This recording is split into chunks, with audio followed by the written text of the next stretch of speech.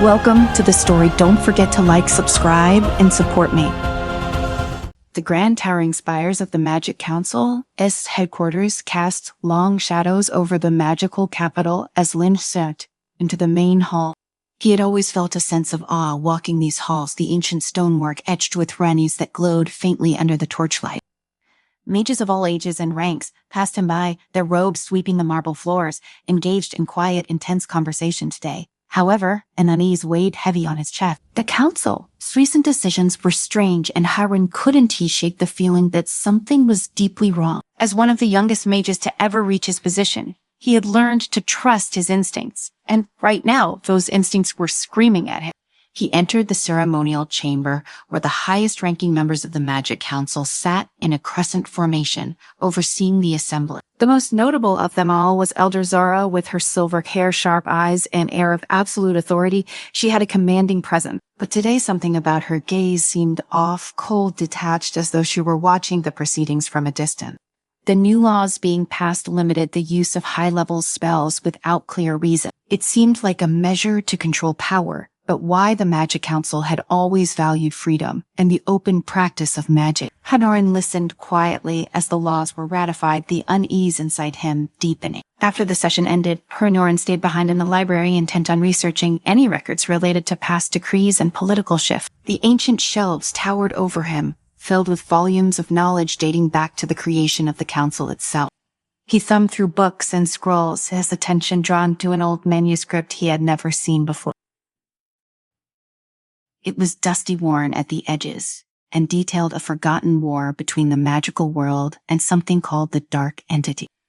His fingers trembled slightly as he read about the infiltration of dark forces centuries ago, a tale long buried in the council's archive. The parallels to what was happening now were undeniable. Harrowing's thought raced as he began to piece together the puzzle. Could it be that the council had been compromised again? The idea seemed impossible, but everything pointed to it. He couldn't ignore it any longer. Late that night, Harun approached his best friend, Liu Feng, hoping he would help. Liu Feng was a warrior mage, strong, steady, and one of the few people Harun trusted completely.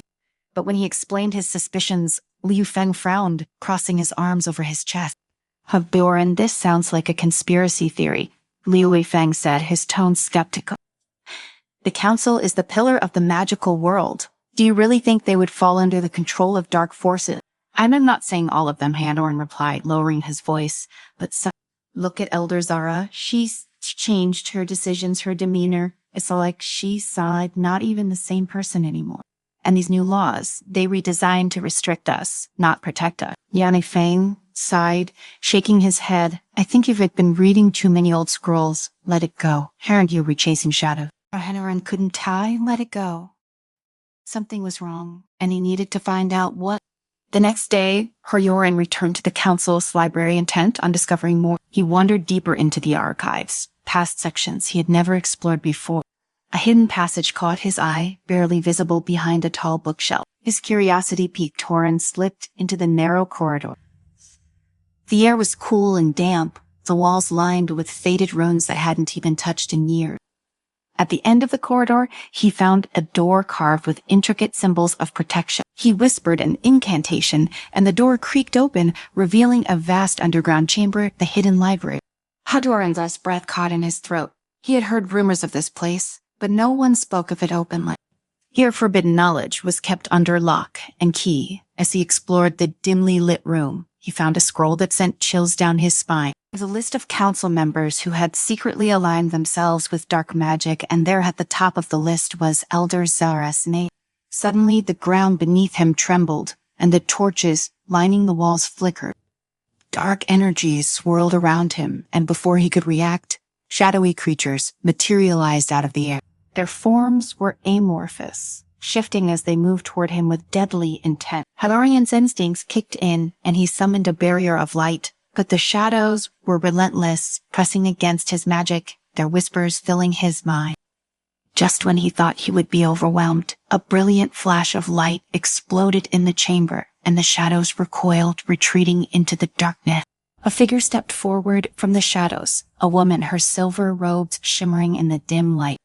She was tall, with long black hair and piercing green eyes that seemed to see straight through her. "You're not safe here," she said softly, her voice carrying an otherworldly echo. Odoran staggered back, his barrier flickering out. "Who are you?" "My name is Exema Yui," she replied, glancing around as if expecting more danger. "I've been watching you, Lingerie. You've uncovered something dangerous, something that's been hidden for centuries."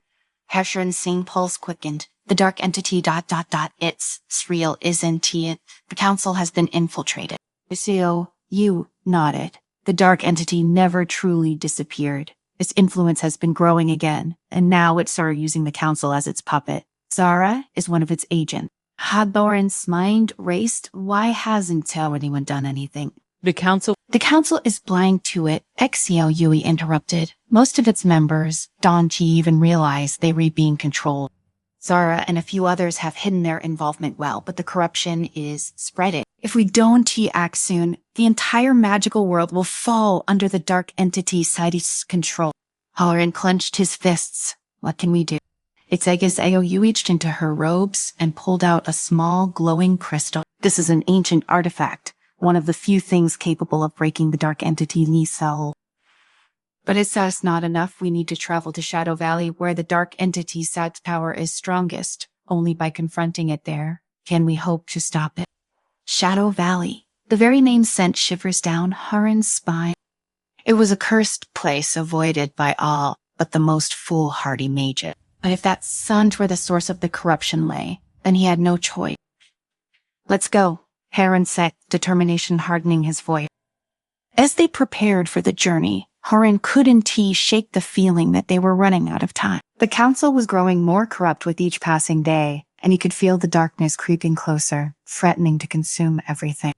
The next morning, Trollview then confronted Haran before he could leave. "Where are you going?" Thorn asked, suspicion evident in his eye. Haran hesitated. He couldn't fly you fen in this not yet. "I have some research to do, something personal." "I know you were hiding something from me, Hadloran. We've been through too much together for you to lie to my face." Hadloran swallowed, torn between his loyalty to his friend and the need for secrecy. "Thing I can explain right now, but trust me, I am doing this to protect us, to protect the magical world." Feng's eyes flickered with doubt. "If you're in trouble, I want to help, but if you were walking into something dangerous..." "I'll be fine," Haran lied, hoping his friend wouldn't push further. "I just need to figure things out." Fang's jaw tightened, but he nodded reluctantly. "Just be careful, hurry up, Auntie. Get yourself killed over some old book." With that, Reno turned and left, his heart heavy with guilt. He hated lying to Liu Fen, but the truth was too dangerous to share right now. Besides, if he failed, it wouldn't toss her anyway. As he and Exio Yui ventured into the wilderness, the landscape around them grew darker, more twisted. Shadow Valley loomed ahead, a place of desolation and corruption. The air was thick with malevolent energy, and the ground beneath their feet felt unstable, as if the earth itself were alive with dark magic. Along the way, they encountered more shadow creatures, but with Exio Yui, Zen's guidance, Haran learned to fight them more effectively. Her knowledge of ancient magic was invaluable, and Haran found himself relying on her more than he expected. But the deeper they traveled into Shadow Valley, the more Haran felt the weight of the dark entity's presence pressing down on him. The shadows whispered to him, tempting him with promises of power, of control. He shook off the voices, but the effort left him drained. At the heart of the valley, they found it, the temple of the dark entity. The massive structure was ancient, its stone walls covered in runes that pulsed with dark energy. Inside, the air was thick with magic, and the presence of the dark entity was palpable, like a living, breathing force. Sudiseneo Yui led her on to the temple's central chamber, where a massive shadowy figure sat on a throne of black stone. The dark entity's form was indistinct, constantly shifting, as though it couldn't truly materialize in this world, but its power was undeniable. And standing before the throne was Elder Zora, her eyes glowing with dark magic. Elder Zara stood tall, her form illuminated by the flickering shadows that swirled around the dark temple. Her eyes glowed with an unnatural light, her face twisted into a sinister smile as she stepped toward Lingerie and Exio Yui. So Yuveka Mazara said, her voice low and mocking, echoing through the vast chamber. I was beginning to wonder if you do have the courage to face the truth. Horan tightened his grip on his staff, his heart pounding in his chest. The dark energy in the room pressed against him, almost suffocating in its intensity. His mind raced as he struggled to maintain his composure. Everything he feared was standing right in front of him. Zara had not only betrayed the council, but had fully aligned herself with the dark entity. He could feel its malevolent presence, lurking just beyond the veil of shadow. We know what you've done, Zara Sheko, Yui said, stepping forward, her voice steady. You've sold your soul to this thing, and now it's time to end it. Zara let out a low, amused laugh. End this? You still don't understand, do you? The dark entity's power is beyond anything you can comprehend.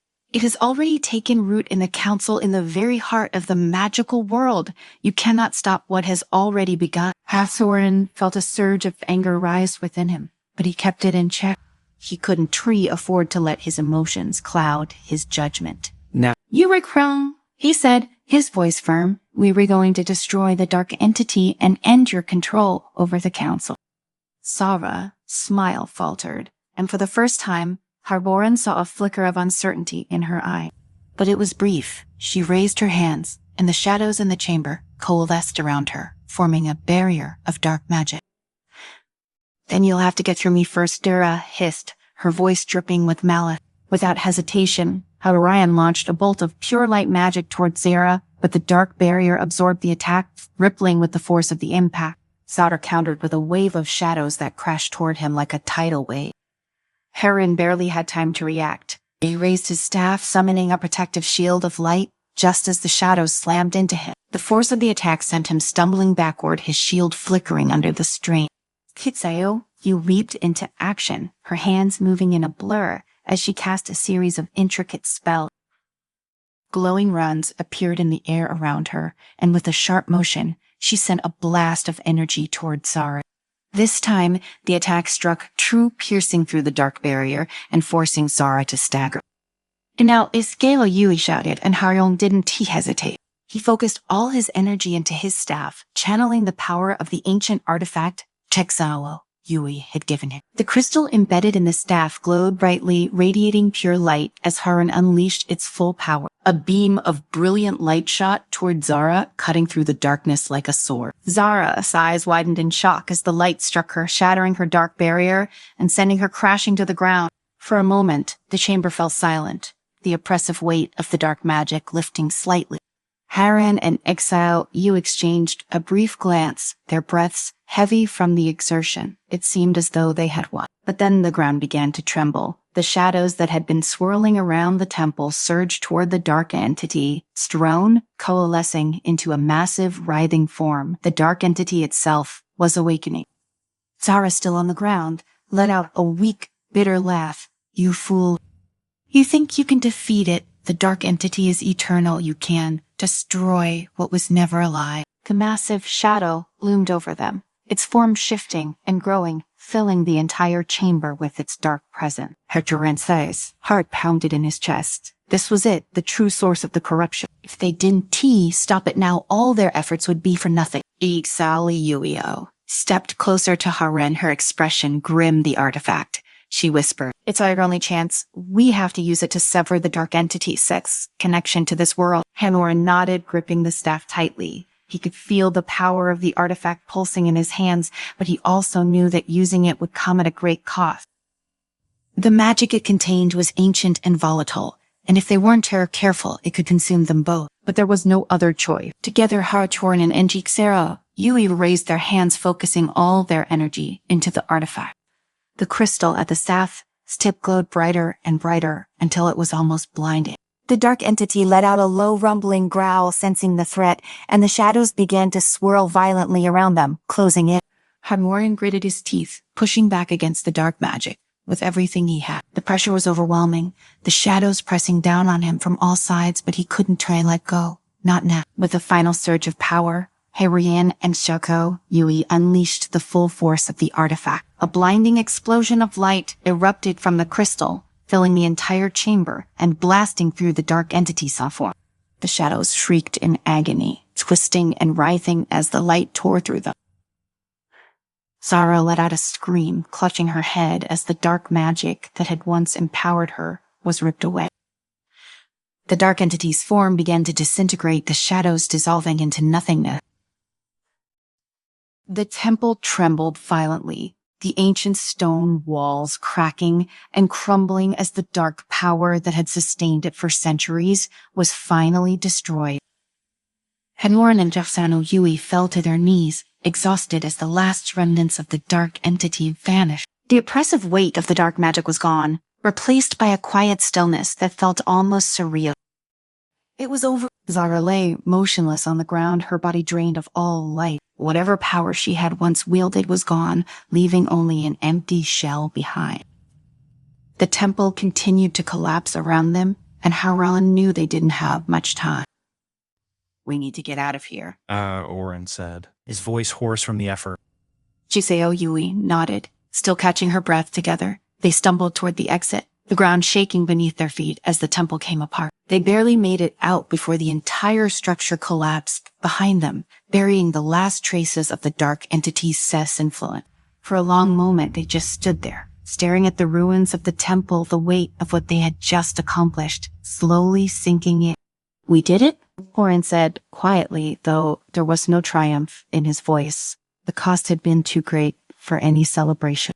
Exile Yui turned to him, her eyes weary but resolute. "The battle may be over, but the war isn't. The dark entity says influence may be gone from this place, but there are other councils, other places where its corruption might still linger." Hyorin nodded. He knew she was right. This was just the beginning of a much larger fight. But for now, at least the magical world was safe from the immediate threat. They made their way back to the capital, their journey slow and somber. When they arrived, the council was in disarray. Many of its members had been arrested or exiled for their involvement in the conspiracy, and those who remained were left to pick up the pieces. Henrian was offered a position of leadership, a chance to help rebuild the council from within. But he refused. He couldn't stay. Not when there were still so many unanswered questions, so many dangers lurking in the shadow. "I need to keep searching," Harun said to Lu Seng when they met again. Feng had been waiting for him, his expression filled with relief and concern. "There are other councils, other places where the dark entity price influence may still be hiding." Feng nodded, understanding. "I figured you do say that, just don't you get yourself killed out there." Harun smiled faintly, clapping his friend on the shoulder. "I'll be careful." With one final glance at the capital, Hamiran turned and walked away, his path uncertain, but his resolve stronger than ever. The fight was far from over, but he knew that as long as he kept moving forward, there was hope. The magical world was safe for now, but the shadows still lingered, waiting for their chance to strike again. Warren would be ready when they did.